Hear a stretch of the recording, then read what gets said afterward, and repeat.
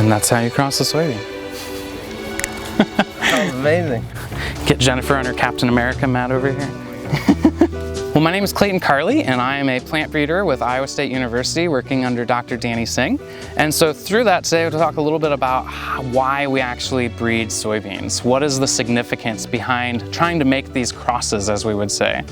And so one of the easiest ways to describe that is to look at some of the lines that we might be crossing. So if you look right here, this is what would an example of an elite line, a line that farmers across Iowa would all be growing. So if you look at your farmer's field, if you're driving down Interstate 80 or up and down 35, and you'll see soybeans all over the place, those fields are all growing elite lines. So lines that have been selectively bred and designed to be the best possible soybean lines for that farmer to grow.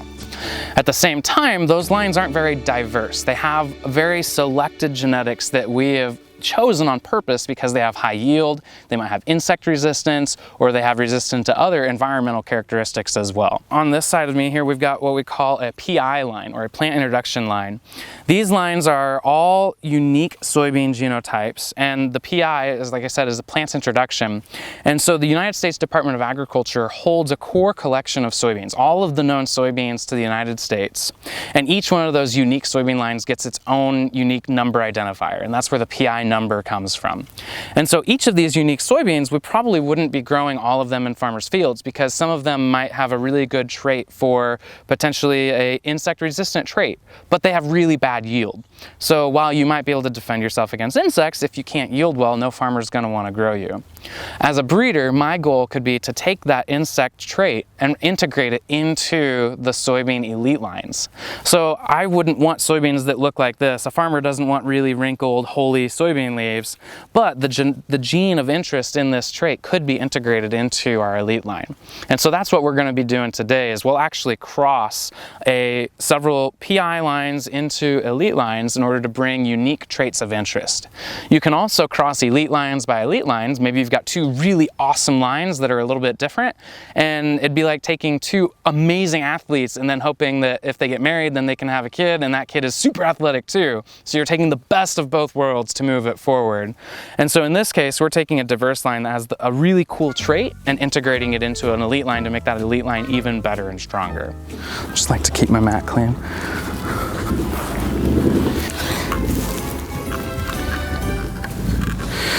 All right, so I'm gonna find a good female to cross onto. And because soybeans are self-pollinating, that once they're open, like a full flower, once a flower is open like that, it's already been pollinated. So we can't use these flowers to bring our new pollen onto, because if really inside of here, there's already a brand new soybean starting to grow and develop. So it's a little too late to try and cross onto that.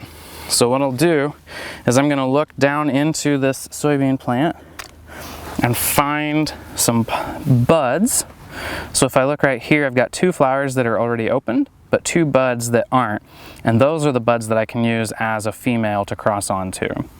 So I'm gonna clean out the bud, and I have to pull off the side buds as well.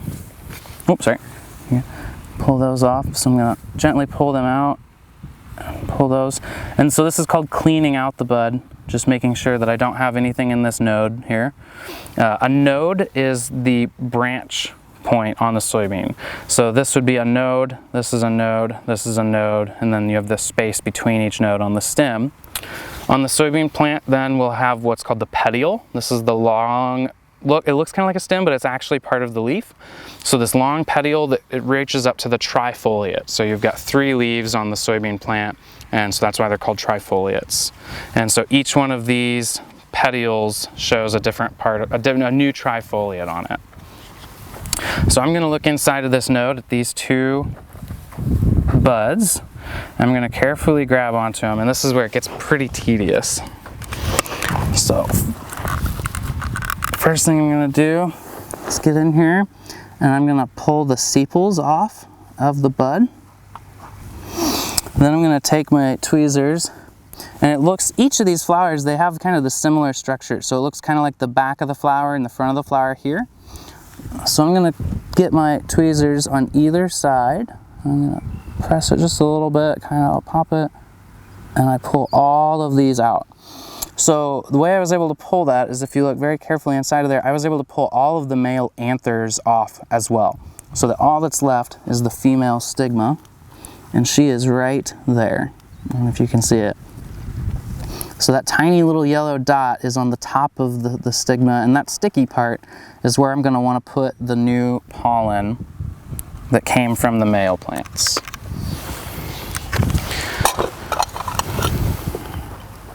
And now I'm going to grab a male flower that we got earlier from that PI line, and I'm going to open it up, and I want to make sure it's got good pollen. So when I open it, so I can already tell that it has good pollen. A bunch of it kind of popped off. It's powdery and yellow. Another way I can tell is I can actually dab it on my fingernail, and it'll leave some of the pollen behind there. So I'm going to take this pollen, and I'm going to go to the buds that I already have open. And I'm just going to gently dab the pollen onto the stigma, both of them. And I can actually see the pollen got left behind on the stigma. And so that's how we make a cross. Have you still got that envelope? Sweet. So then I'm going to mark my tag.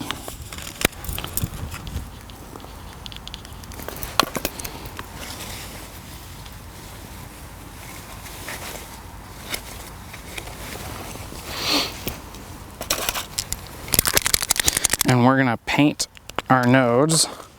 That way we know where we actually made a cross, so that later on we can come back and get these seeds off of this plant. Otherwise it would be a really long scavenger hunt at the end of the year to try and find all of the new pods that we made. Awesome, so right now we're standing into a couple generations after the crossing. And so in this population, we're gonna have, all of these are siblings of each other, but they're different from each other. In a farmer's field, if this was a normal soybean field, you would see how they're all totally identical. But in ours, since we've been trained in it, we can start to see some of the very finite and unique differences between each plant. And this is one population, one whole family of plants. And if we look down the row, you can actually see another population straight down there. And you'll see like just a little bit different leaf color, a little bit different structure. So it had two different parents to create that population. And I can actually look down this row right here, and I can see very different plants. So how each plant is unique. So look at this plant. I've got white pubescence and purple cut flowers. On this plant, I've got kind of a tawny pubescence, kind of looks brown, and white flowers. This is a short plant with purple flowers, a tall plant with purple, a really tall plant with white flowers and white pubescence. So if I can compare all of these plants, so they're all siblings of each other. They all came from the same parents, but they're very unique. It'd be just like trying to compare me to my brother. We're totally different people. And that's what we see in all these soybean plants. So I can keep going down this row. I've got white flowers and white pubescence, and I've got that tawny gold pubescence with purple flowers. Each one of these plants is totally different, even though they all came from these same two parents. And so what we'll do in the fall then is we want to pick the best plants out of this family. We want to pick the winning kids. So in the fall, it's a lot easier to see all of the pods, all of the soybean plants, or all the soybeans that are growing on that plant. The leaves are going to fall off, they'll senesce, they'll die off. And then we can come back through and we'll actually tag those plants in the fall and say, these are the winners, the best ones. And then we'll come back and grab all of those tagged plants. And those are what will transition into the next generation, the winners. And each tagged plant becomes its own unique line that will move forward.